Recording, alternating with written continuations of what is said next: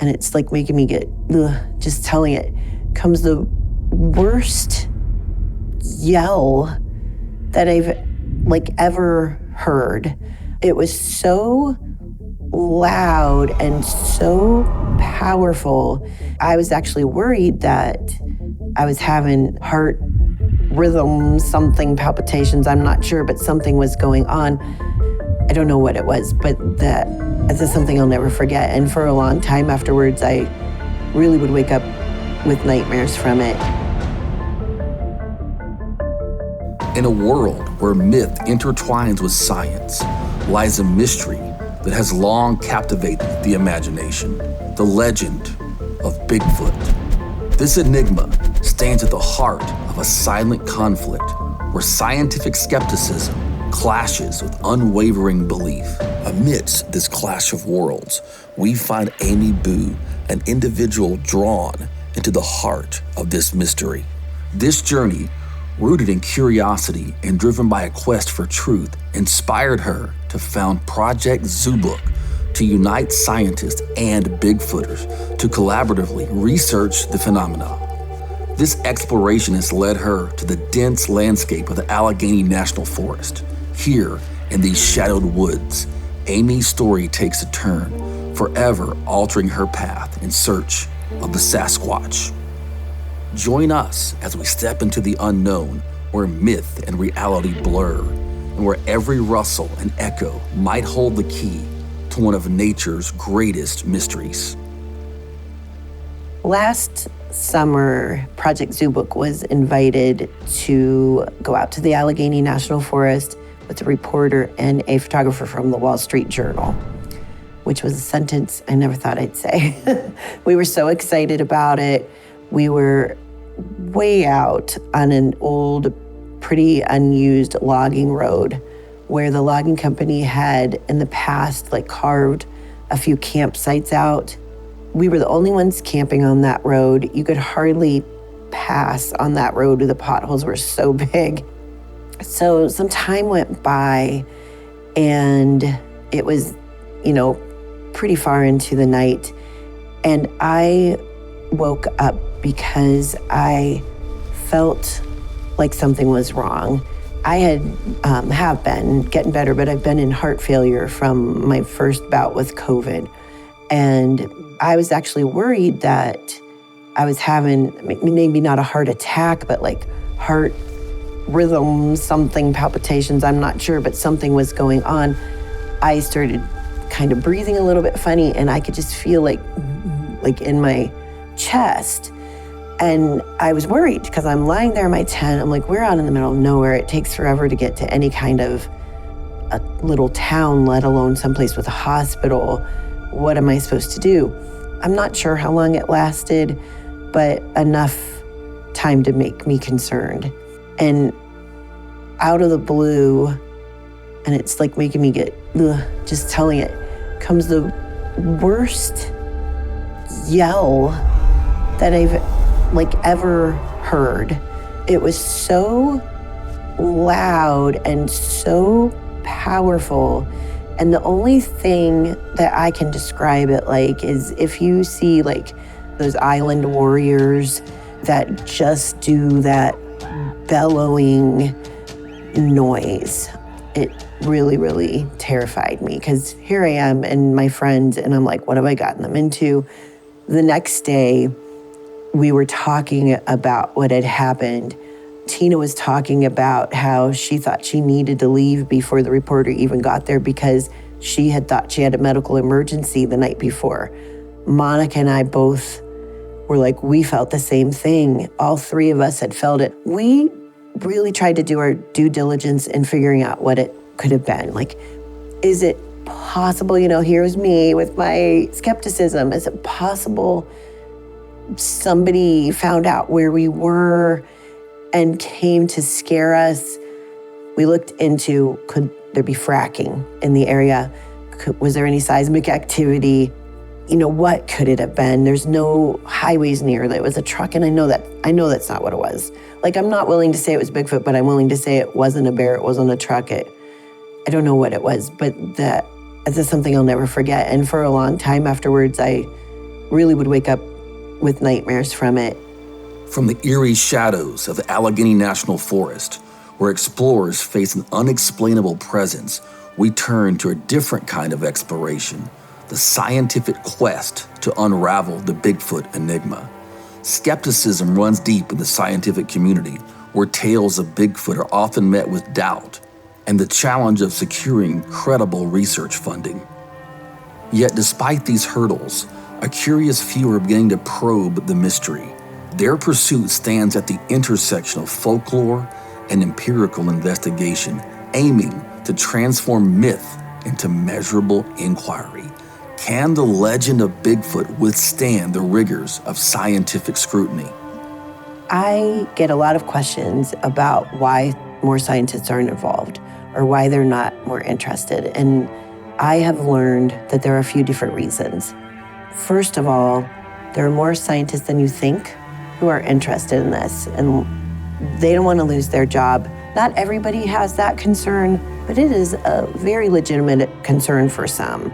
When you look at most of America, I would say, and it's certainly a lot of the scientific community, if you have a scientist going to their curator or, the board at the university they work with or whatever it is, and they say, I want to do research on Bigfoot, truly they might as well be saying that they want to go out and look for Smurfs.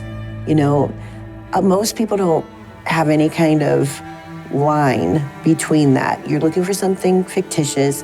Why would we waste our time on that? You're making us look bad. They don't know or understand, I feel, that there's a huge difference there between the two. Another reason is strictly monetary, where they just don't have the funding to do it. A lot of the scientists are busy and they have their job and they have other work that they're doing, and they don't know how to get funded for this, or they can't get funded for this, so they simply don't do it. A third reason, and I think the most important reason, is they don't know to look into it.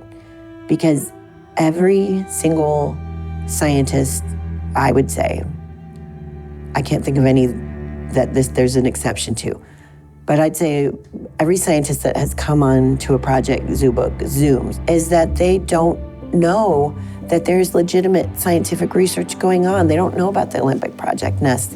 They don't know about the North American Wood Ape Conservancy. They don't know about, colleagues that I am very happy to say that they're my colleague, that they're doing really good research. They have no clue. Beyond the scientific enigma of Bigfoot, we delve into a realm rich with folklore and history. Integral to the heritage of many indigenous cultures, Bigfoot emerges not just as a curious subject for scientists, but as a vital part of ancestral stories and traditions. These tales, steeped in the wisdom of generations, offer a profound glimpse into how Bigfoot has been perceived and revered across different societies. As we explore the cultural and historical perceptions of Sasquatch, we embark on a journey through time, uncovering how the legend of Bigfoot has shaped and been shaped by human history and culture. A lot of science has seemed to trend toward downplaying what people say, especially when it comes to our Native Americans and First Nations people.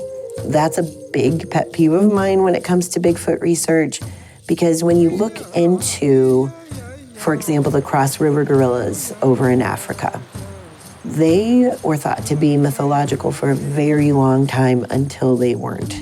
Until they were proven, they were moral tales, they were, the natives there were just making up stories. They weren't real. And that happened over and over with every great ape discovery. Mountain gorillas used to be cryptids. Orangutans used to be cryptids. And I wonder all the time if we're doing the same thing here, if our Native Americans who are telling over and over again about these hairy men, wild people, whatever they want to call them, that live here and that are real, maybe we're doing the same thing that happened to the indigenous people over there. And it really kind of makes me angry, And one of the things what I want to say is one of the things I'm the most proud of with Project Zoobook is we have a whole group of scientists, and we have wildlife biologists, primatologists, marine biologists, all kinds of scientists involved now. They are all open-minded to that, and they all are very willing to listen and believe people who may not have a million degrees or anything like that, but who are honest people who have seen something and to try to come to the bottom of what it is. From the rich folklore and history of Bigfoot, we now take a look at the innovative Project Zoobook, which stands at the intersection of cultural heritage and modern inquiry, seeking to understand not only the existence of, but the broader significance of this elusive creature. This initiative marks a pivotal blend of indigenous wisdom, scientific research, and inquisitive Bigfooters aiming to unravel the mysteries of Sasquatch, and begs the question, what is it going to take for scientists to openly produce research on America's undiscovered primate species? It's going to take more people like Dr. Meldrum to be brave. We go by Dr. John Bindernagel's wish. He wanted to make the subject of Bigfoot less taboo. Something the Olympic Project lives by, something Project Zoobook lives by. That's what we want.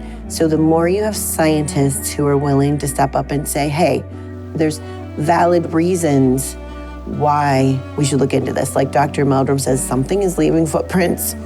Take that step to be a little bit brave. And we've seen that just this weekend. We've seen some of our scientists who have said, you know what, I'm coming out of the Bigfoot closet and I am going to start talking about my interests. I would never push anybody to do that. I 100% understand why some don't do that. But think about, like, even from when I came into the topic, by whatever it was that I saw until now, it's really changed. There's a lot more people talking about it, and a lot more people willing to get into this. So I think it's just going to take a little bit more time.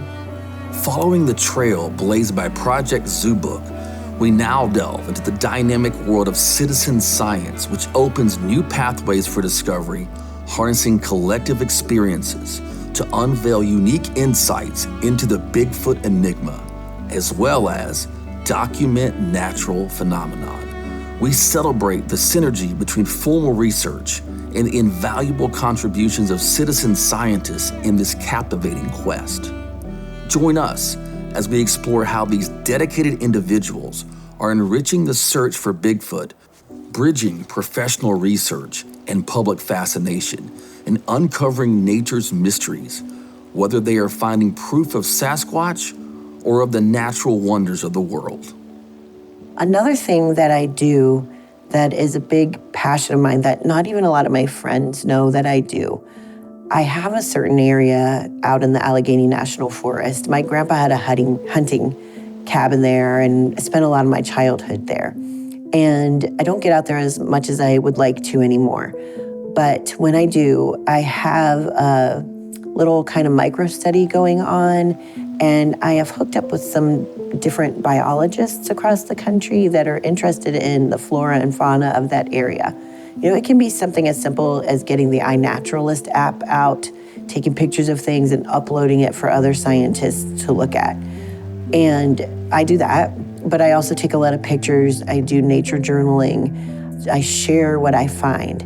And one of the ways that I've gotten some scientists involved is I have told them, just point blank, you know, you might not think you're interested in Bigfoot. Okay.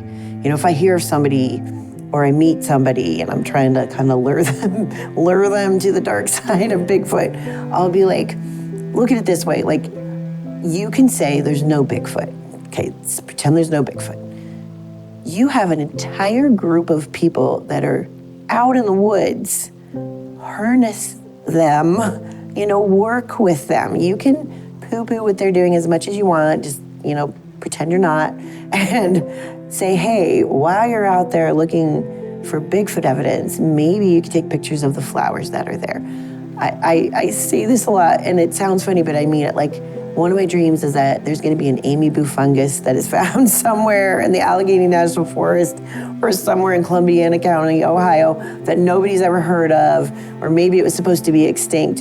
And to me, that's just such a valid way to go about it, because yes, I want Bigfoot to be real, but if, my heart breaks and they're not, it won't really break, but there's so much other good you can do, and there's so many other things we can be looking for, so why not work together with science and harness the power of Bigfooters? We now stand at the crossroads of mystery and science. Throughout this odyssey, we've seen how the enigmatic allure of Bigfoot has captivated hearts and minds, challenging the boundaries of scientific exploration. We've witnessed a fascinating collision, the enduring legend of Bigfoot, meeting the scrutinizing eyes of science. From the dense forest of folklore to the rigorous laboratories of research, the quest for understanding this elusive creature continues to spark curiosity and debate. We have not only traversed the realms of mythology and science, but have also illuminated the passion and perseverance of those like Amy who seek the truth. Whether through the lenses of a camera, the narratives of indigenous cultures, or the data of scientific studies, the mystery of Bigfoot persists, a tantalizing enigma at the edge of our understanding.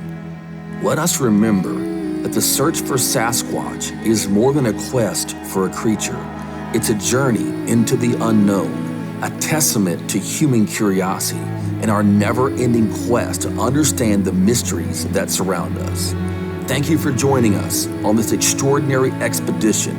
Until next time, keep your eyes, ears, and minds open and ask yourself, what do you believe?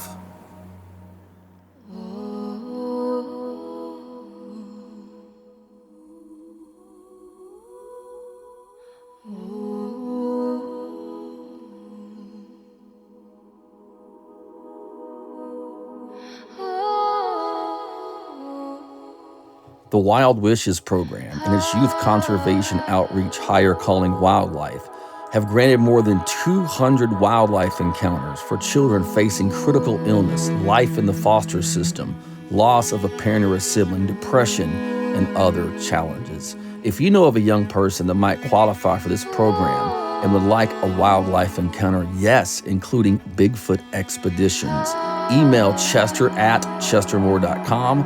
That's chester@chestermore.com, or message the Kingdom Zoo Wildlife Center on Facebook.